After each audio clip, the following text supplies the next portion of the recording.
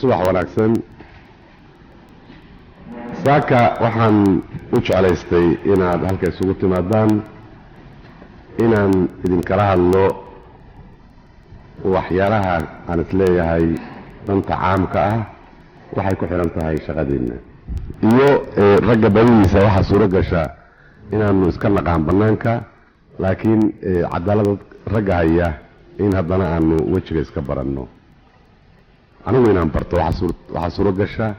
iyagu intooda badano inay yaqaaneen saad u tihiin dawladdu waxay ka koobantaa xubno badan oo xubnahaas badan mid walba haddii ay hawsheeda sida xalaasha u haysato dawladnimadii markaas ay suuro geli karto xubinta adinku aada haysaan waxay ka mid tahay xubnaha qiimaha dheer u leh dawladnimada suurowgeeda haddii aynan jirin ama ayan caafimaad qabinna ay dhici karto dawladnimadaasu mid magaca inay noqoto haddaynu maskaxdeenna dib ugu noqonno waxaynu arkaynaa iyada oo dalkoo idinaba uu si u ba'sanaa oo si aan hufnayn us ahaa haddana dhutinta weynu waxay ku suurowday cadaaladda inayan sidii loo rabay aynan ahayn iyada oo sababuhu ay fara badan yihiin oo haatan qof khaasa aan la saari karin haddii aynan taasu dhicin cadaaladdu ay ku joogi lahayd amaba loo dayn lahaa hawsheedii inay sidii xaqa u qabsato ma ay dhici karin haba yaraata ee maamulkii xumaa oo dalka lumiyey dibna u dhigay hore u socodkii adduunkaoo idil jiray taa waxaan u leeyahay haddee wixii xumuuba sharci baa yaa ku fadhiya oo sharci baa jira baab qaban hayaa jira haddee baabka haddii lagu qabto waxay la tahay tuuga ma dhacdeen laalushu ma dhaceen waxa haatan loo baxshay musuq maasuq ma dhaceen waxa saad u ogtihiin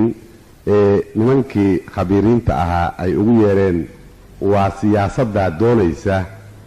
oo beenta ahaana ma ay dhaceen wixii siyaasadu doonayso iyo waxayn doonayninna waa kala caddaan lahaayeen haddii sharcigu sidii loo soo dejiyey ama aynu kitaabada ugu dhigannay usu fuli lahaa taa yacni waxaan idinka xusuusinayaa habowgii hoggaanka dalku us habaabay hooyadiisii waxay ka mid ahayd ama waxayba ahaydba sharciga oo shaqadiisii aan qabsanin waxaa isweydiisla marka habowgaasu maxaa u sabab ahaa ma ragga qaaliyaalka ayaa u sabab ahaa mise waxaa u sabab ahaayeen siyaasigii mise waxaa u sabab ahaayeen nidaam xun oo dhashay maxaa u sabab ahaayeen waxaan odhan karnaa markaa sababuhu waa badan yihiin haddaba si aanan midna waxba ugu dhimin waxay ku hagaagsan tahay sababtu si kastaba ha ahaadeene cadaaladdu sidii qumanayd uma aynan fulin muddadii aynu soo dhaafnay maanta taariikhdeennu meel dheer bay ka soo bilaabatay laakiin 21kii oktoobar waxay furtay baal cusub maanta baalkaas cusub ayaynu wax ku qoranaynaa isaguna waxa weeye wax walba dhabbihii xalaasha ahaa inay ku fulaan